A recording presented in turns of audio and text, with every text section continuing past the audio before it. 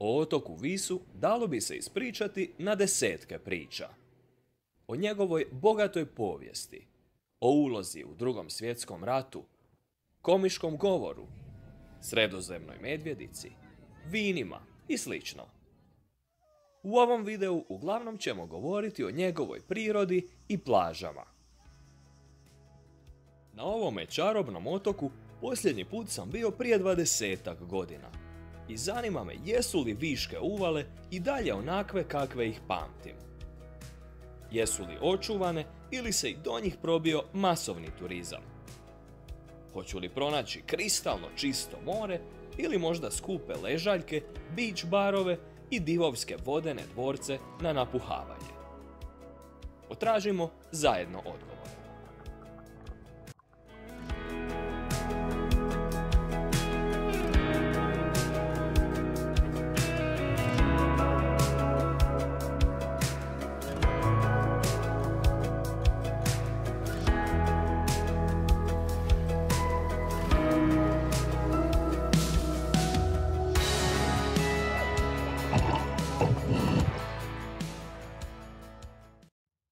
Putovanje počinjemo možda ne baš potpuno uobičajenim prijevoznim sredstvom, a to je avion.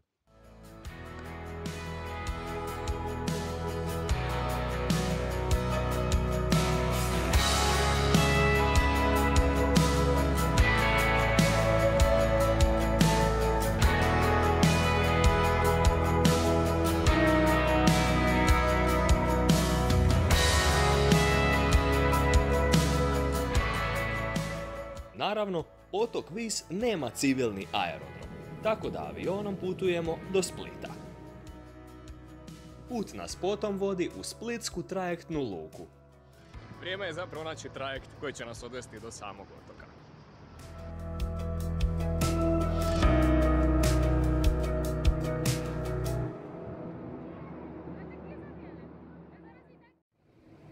Evo, ukrcali smo se na trajekt, malo je gužva, no sada čekamo vrijeme za polazak.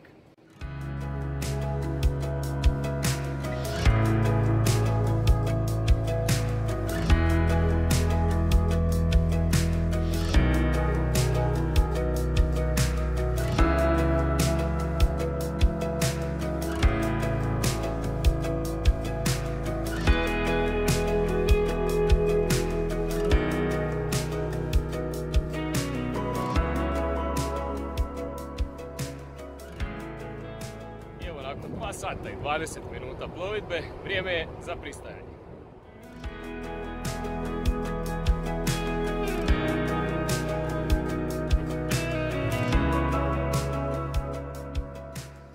Upoznavanje počinjemo u gradu Visu, gdje smo i smješteni. Ovako izgleda gradska plaža i prvi dojam nam je prilično dobar.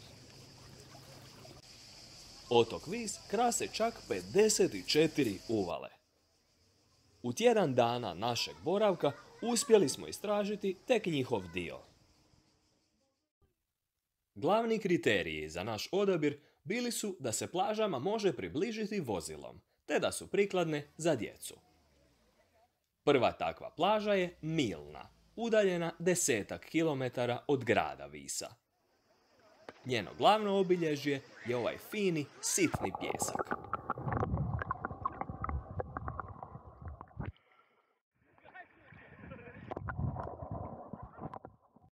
Ovo je mjesto za novo kupanje, još jedna uvala sa kristalno čistim morem. Mjesto se zove plaža Grandovac. Ova plaža smještena je na samom rubu grada Visa, tako da je do nje moguće doći i pješice.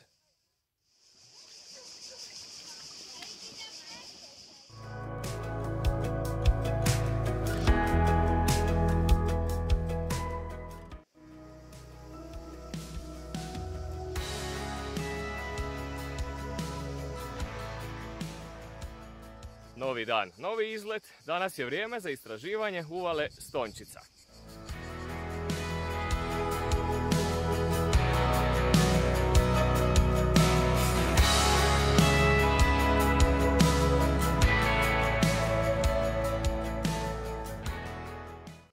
Uvala Stončica je osobito dobar izbor ako volite pijesak u moru.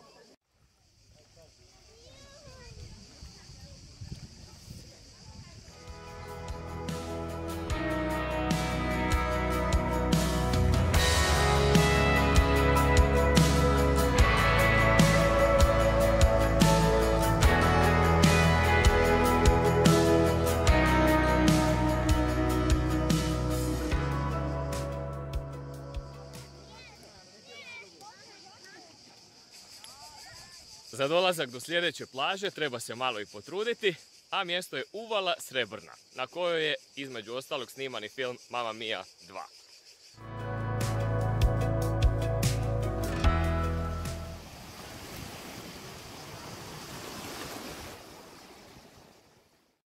Ovo je dakle uvala Srebrna.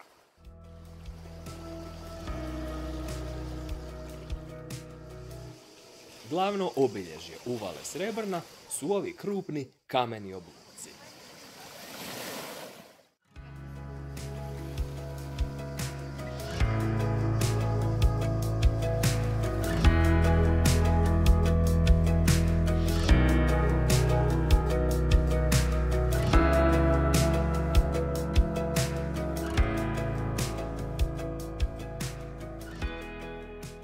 Do većine plaža koje ste do sada vidjeli prometuje minibus iz Viške luke.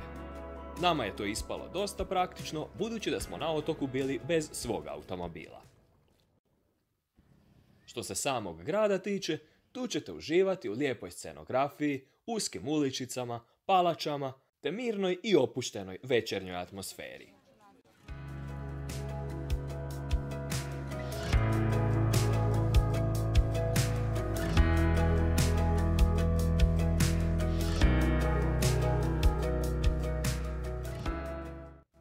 Mnogi će se zato složiti da je najživlje i najšarmantnije mjesto na otoku Komiža.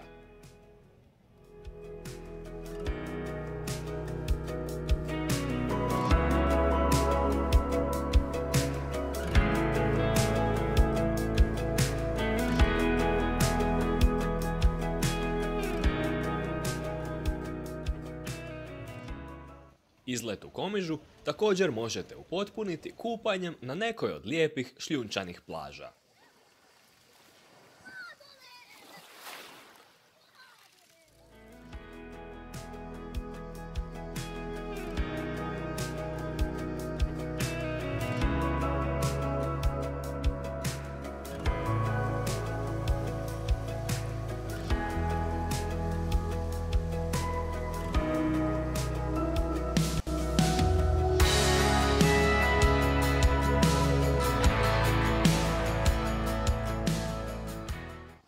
Kad pomislite da od Visa ne može ljepše, vrijeme je za izlet na Biševu.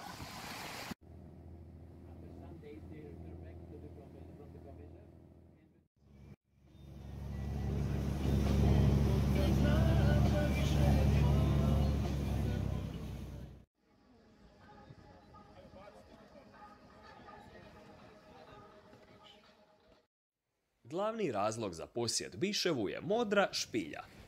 Mjesto uistinu fascinantne ljepote.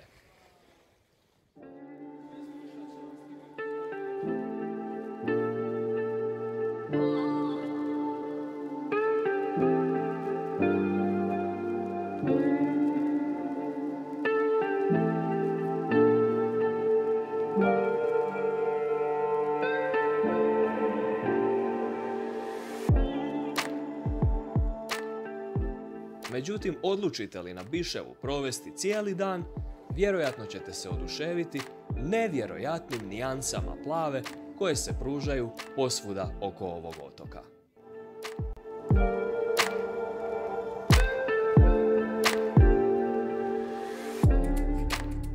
Ovo je plaža Porat. Kao što vidite, i Biševo više nije tako neotkriveno kao što je nekad bilo, tako da i ovdje ima dosta turista.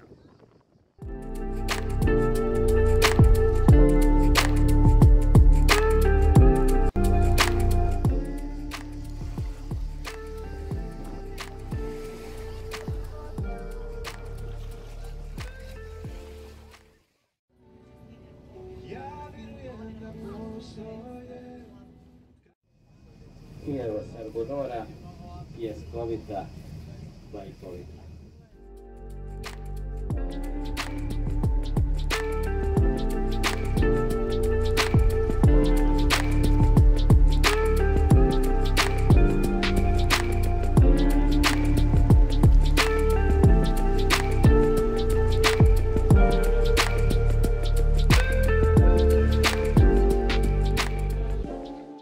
nakon ovako čudesnih prizora, najteži je dio vratiti se u stvarni, obični svijet.